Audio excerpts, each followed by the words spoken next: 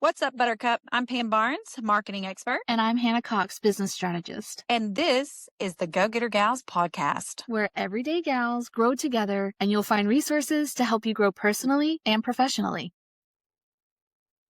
Today, we're going to be talking about a really fun topic, especially if you've been a business owner for a while. And if you haven't been a business owner, but you've changed a lot in your life, this is definitely going to be relatable. So, Hannah, what are we talking about today?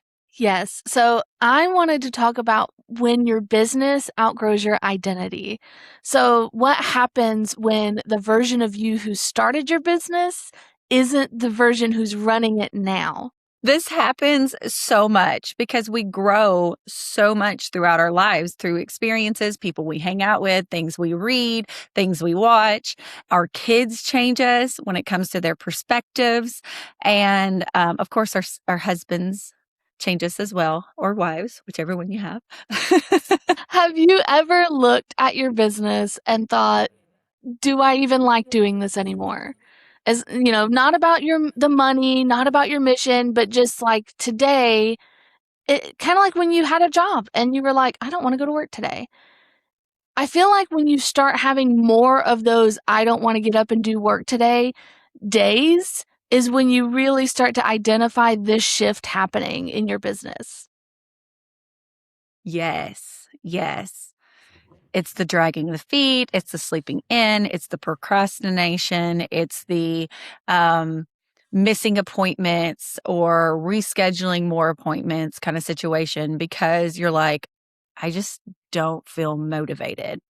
And there's a difference between, just life and not being motivated and you just not aligning with what you're doing right now. And how you kind of trigger that, and we'll go into all of that. But basically, we're just going to be talking about that shift and how to see the signs and understand that there's nothing wrong with you. You're not procrastinating because you're lazy. It's the fact that you are growing out of the person that you were when you created the business to begin with. Exactly. And it starts with identifying the person who started your business. So when you think back about the woman you were when you had the idea, when you took that leap of faith, when you created the first version of your business, you were not just creating a business, but you were solving a problem that you had in your life at the time. Most businesses are born out of some season of your life, whether it's a need for financial freedom, a chip on your shoulder or something you have to prove to someone, or just that stage of life. But seasons aren't permanent, and that's kind of the topic of today, is how to identify that. So I'm going to start with asking you, Pam, what were you going through in life when you started Marketing Navi? What were you solving for? I was wanting to learn. I literally started my business because I wanted freedom of learning when it came to marketing. Like, you can go to school and learn different things. Like, you can major in different parts of marketing, but I didn't want to go to school. I literally wanted to experiment in anything and everything that I wanted to do. I wanted no limitations. I didn't want to have to go through a science and a social studies and a math and an arts class just because I wanted to be in marketing. So I'm like, you know what? No, I'm going to do it. So that's the person that I was. I wanted to expand outside of the belief that I had about myself and what I was capable of. I think I've shared this with you guys before, but I'm extremely dyslexic, like not slightly dyslexic, like it is quite amusing. I forget how to spell words every single day. And the fact of the matter is I had so many people tell me that, yes, you're creative, but this is a huge thing that's going to stop you from being able to have a business in a creative realm because of that. And I was like, okay, no, I'm going to do it anyways. And as you know, when you're starting a business, you're experimenting with a lot of different things and you're learning different things that you enjoy and you don't enjoy. And your confidence level is not where it is 5, 7. I'm going on year 7 now, or 8. I don't even know.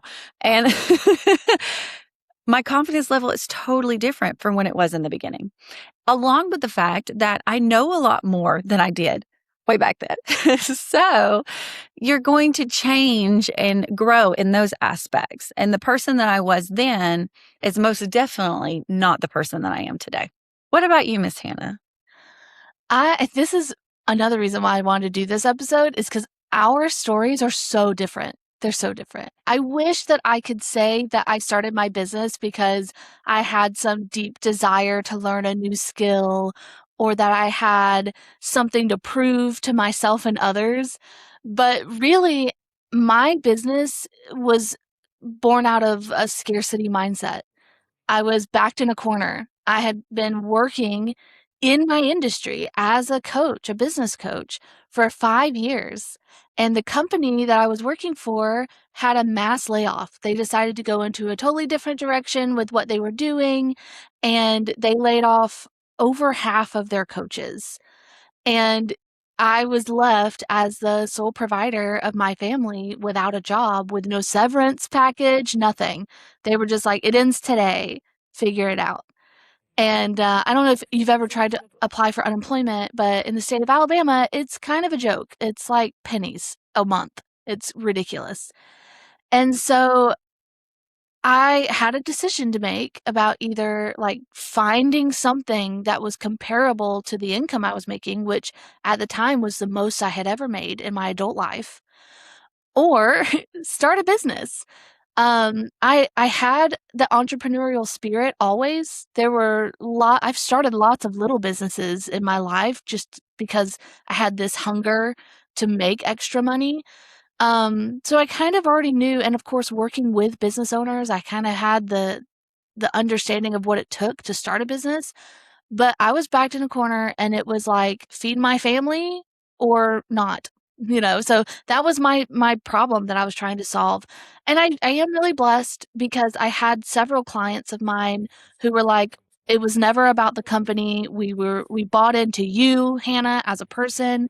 We will follow you. So it kind of was already built for me in a way when I started. But I feel like because of the circumstance of me tripping and falling into entrepreneurship like I did, I definitely experienced this shift in identity and outgrowing my business very quickly.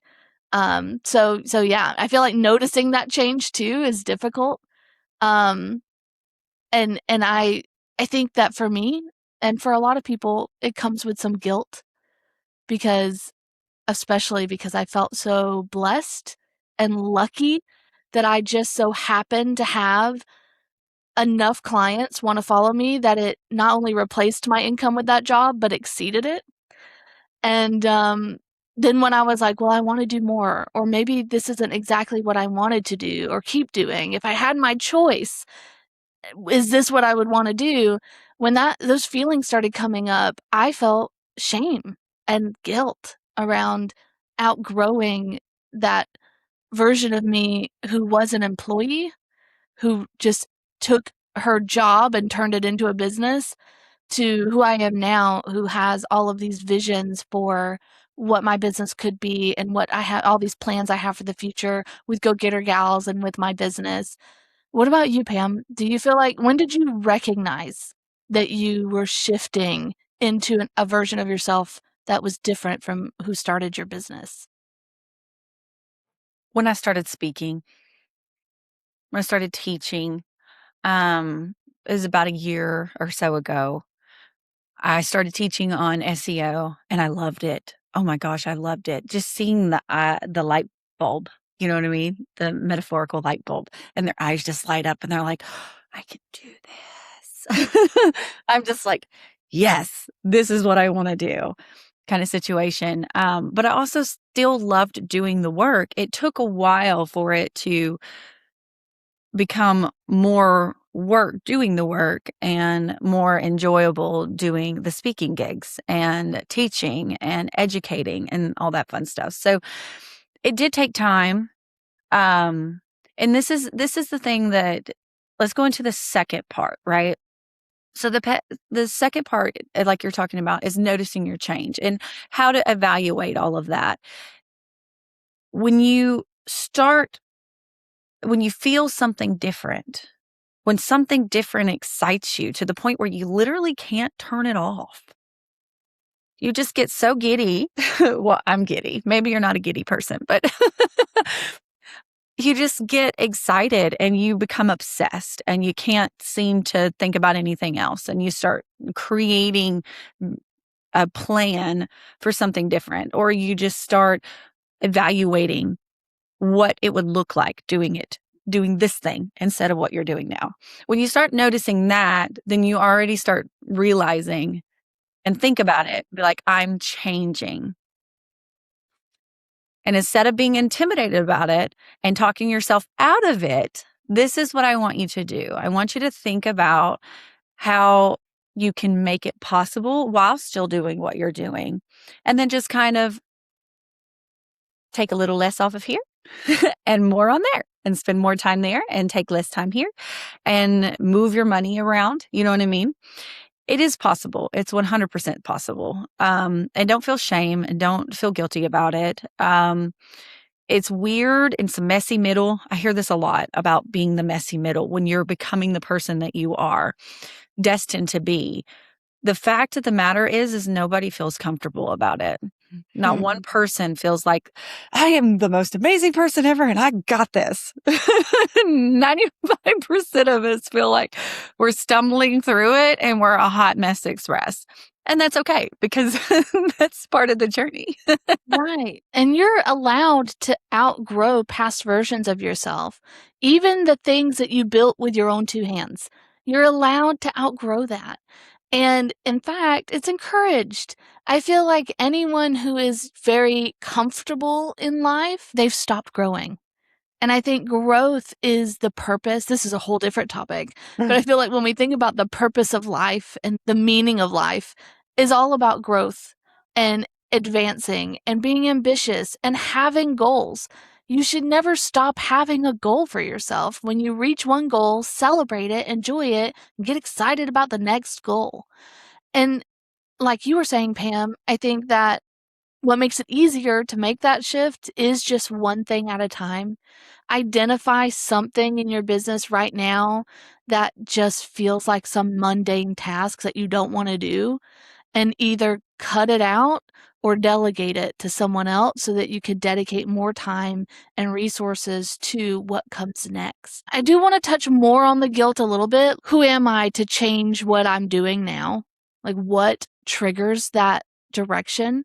Mm. Because sometimes I know for me specifically, I'm very client forward. Most of my work is client facing. So I do feel like if I make too big of a change in my business, I'm letting some of these people down, especially because these aren't just people that I acquired as a business owner. A lot of my current clients are clients that I've had for 3, 4, 5 years or more. One of my clients was my first ever client that I got when I started working as a business coach with the other company. He was my first client, and I still have him today, over 6 years later. So to me, if I make too big of a change, there's a part of me that wonders if I'm letting people down, or if I'm letting myself down by not doing it. It's kind of this battle between others versus myself. I don't know. Do you have that feeling too? Is that something you've experienced so far this last year? Uh, Not really. And the reason why I'm saying that is because I've rebranded my business 4 times since being in Mm, business. I Now, love I that haven't trend. done yeah, but I've never fully rebranded. It I always take the root, right? Like I break everything down to the root. Why did I start my business? Why is this important to me? Who am I serving? Why am I serving them? What am I doing? What makes me different? And a lot of those things coincide with the root of kind of who I am as a person. And I've always kind of run my business that way of who I am at Mm, the core. And I have changed directions of things. But here's the thing I want you to think about.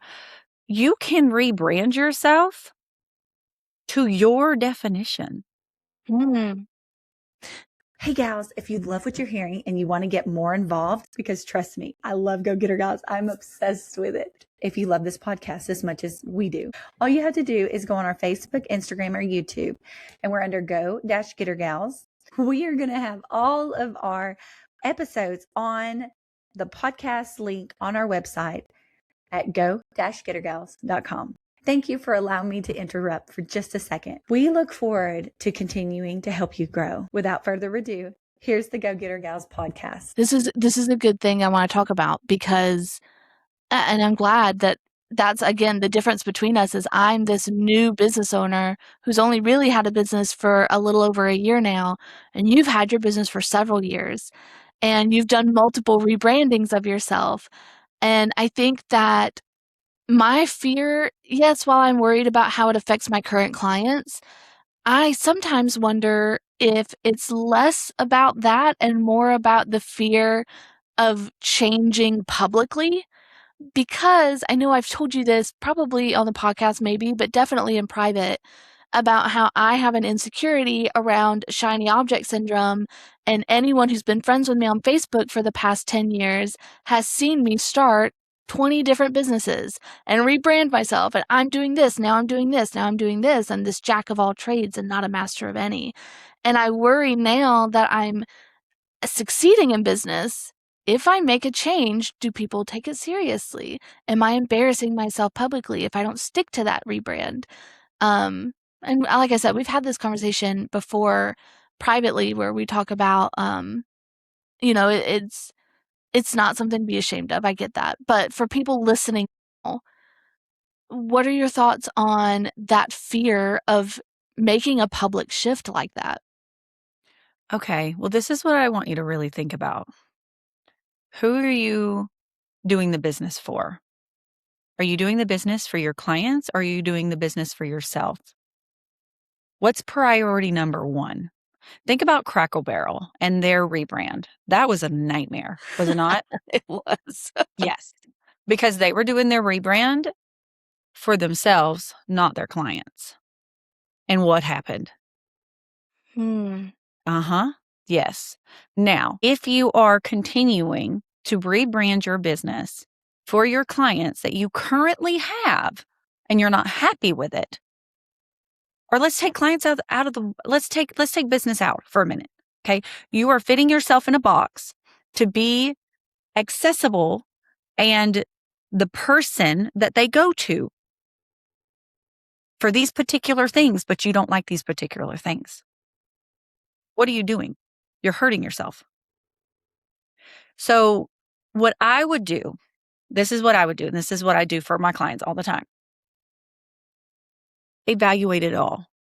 You have the ability to define your brand to your standards, to you and what you believe and what you want. Okay. So what do you want? You want to keep your clients or do you want to let them go?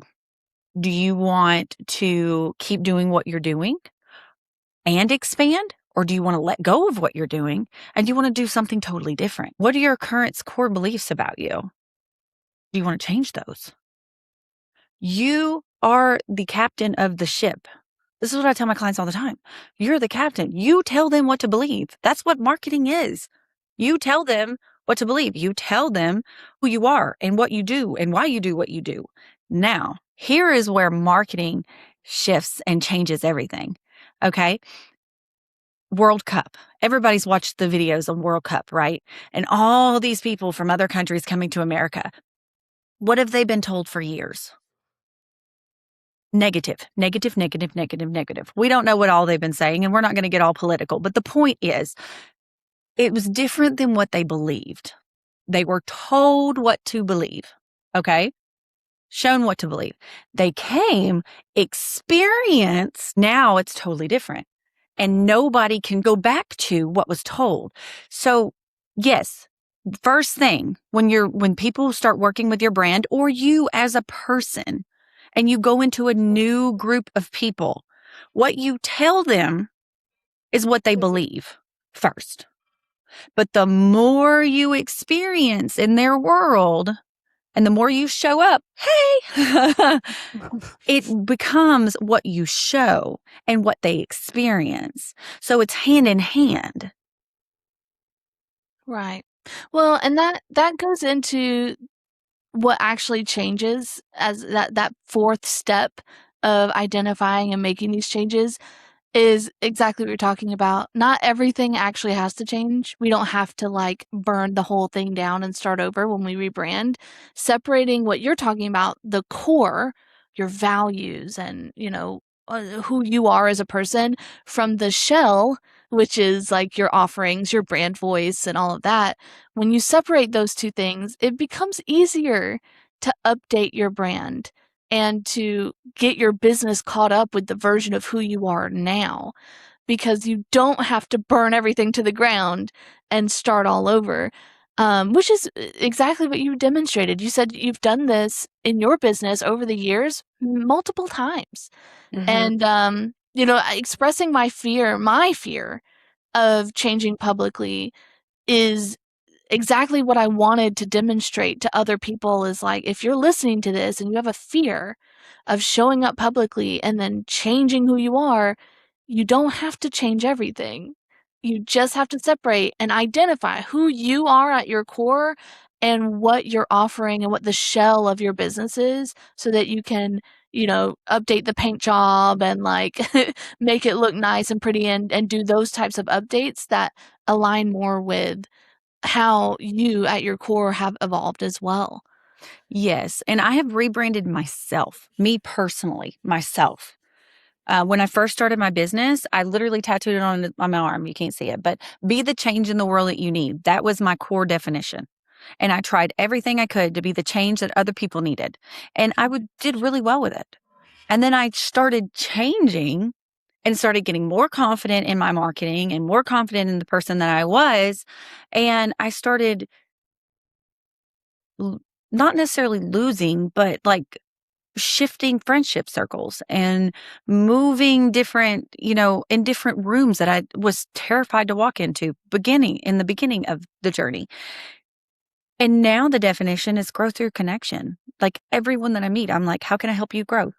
Like, what is something that you challenge, like is a challenge for you? Like, what can we do to help make that happen? Kind of situation. So it's going to be uncomfortable. Some people are not going to understand and they're not going to get it until, and this is the key, until you keep telling them and keep showing them. And eventually it clicks. And then the person that you were before, they don't even think about that person anymore. How many times have your mom and your dad been like, wow, you're a totally different person? It's the reality of it.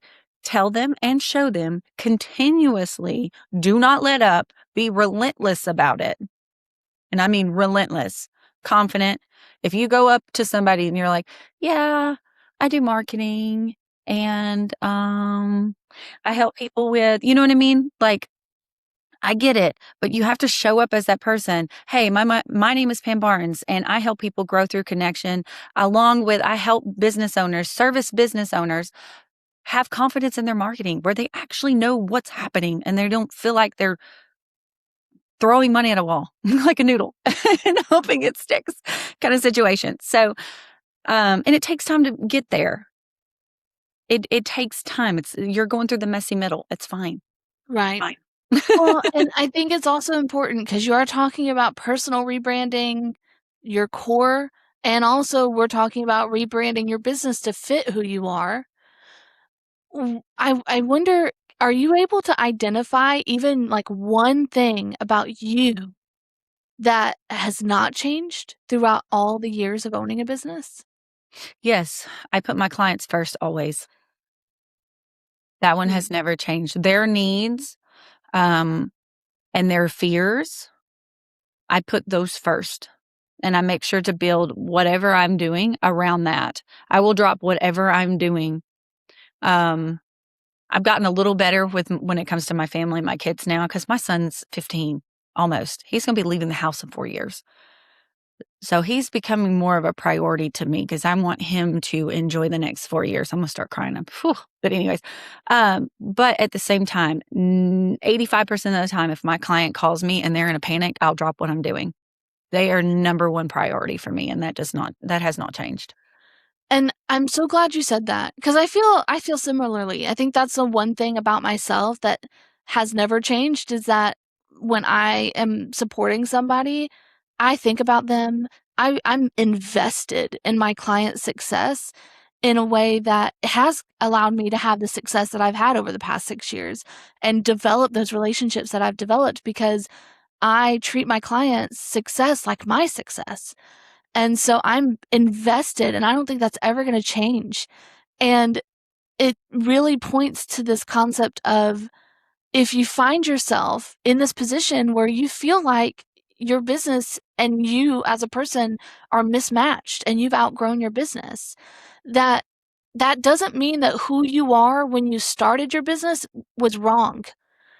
That core person that you are, the reasons that you started this business, the things that motivated you to keep going and make those changes and evolve, she's the person who got you where you are today. So don't look back and say, "Oh, I did this wrong." You just are growing. And that kind of I want to talk about how you let this new version of yourself lead. So, Well, hold on one second. I want to give one more example sure. to give more context. The other one that didn't change is education. I Mm, started my business obsessed with education. I'm still obsessed with education, but instead of being absorbed in educating myself 100%, I educate myself 50% of the time and I educate my clients 50% of the time mhm. because I want them to, again, have confidence in their marketing when they understand how this works. They understand how they can evaluate me. I want them to be able to investigate their own stuff and understand how it all works and clicks together because it just excites me because they'll call me and they'll be like, oh, this is exciting. I'm like, okay, show me. Like, where are we at? What are we looking at? I don't know. But, anyways, that was just another example of where, just to kind of help really hit it home of, not have to change it all. Yeah. Yeah, 100%. So thinking about letting this new version of yourself lead your business into its next rebrand. I think really what I think about when we get to this section isn't so much like giving yourself permission to lead your business, but more of like giving yourself permission to sunset an offer or to update your pricing or to change your niche or to change your hours. All the things that you were just talking about, moving from servicing business owners to teaching business owners, um, reducing your hours of availability to make your children more of a priority as they get older, updating your prices. Me and you had a strong conversation about that when I first met you. I was like, Pam, you're not charging enough. Update your prices. These are all things that when you are leveling up your business to match the version of who you are now leading in your business, these are things that you need to give yourself permission to do. Mhm. Yes.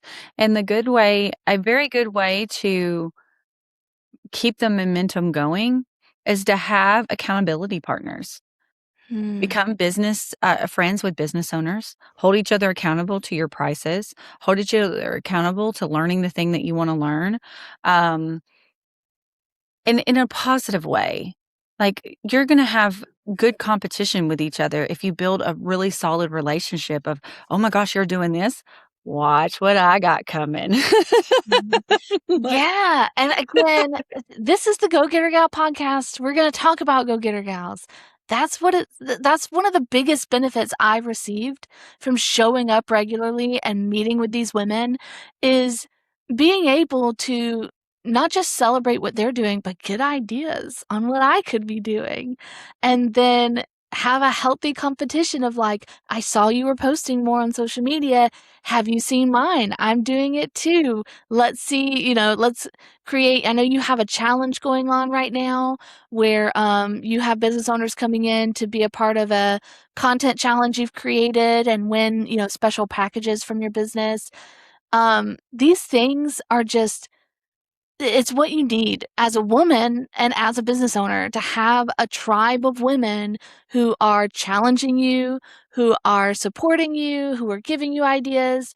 And obviously, we're going to plug Go Getter Gals because that is the best way to do it. We're on track to not just have this podcast, we have our in-person meetings. And of course, we're going to be launching our online community in 2027. So just keep an eye on it. We have so much coming to help women grow. And and I feel like this is a good spot to end it. For our listeners on YouTube, leave a comment below. Let us know, where in your business right now are you protecting the shell instead of the core of your business? Or, what would you change today if you weren't afraid of disappointing anyone? Yes, yes. And then I add to this, create a plan to make what you wrote down a possibility in the next at least 3 years, but I challenge you in the next year. Yes. Mm. And feel free to reach out to us at Go Getter Gals. We'd love to support you doing whatever. So send us a DM, leave us a comment, and we'll catch you at the next episode. Bye, beautiful. Hey, gals. Thank you for listening to the Go Getter Gal podcast. All of the information for this episode can be found in the show notes. Make sure that you go and like and follow us on Facebook and Instagram, as well as subscribe to us on YouTube. And to find the latest episodes of the Go Getter Gal podcast, you can visit our website at go-gettergals.com. See you next time.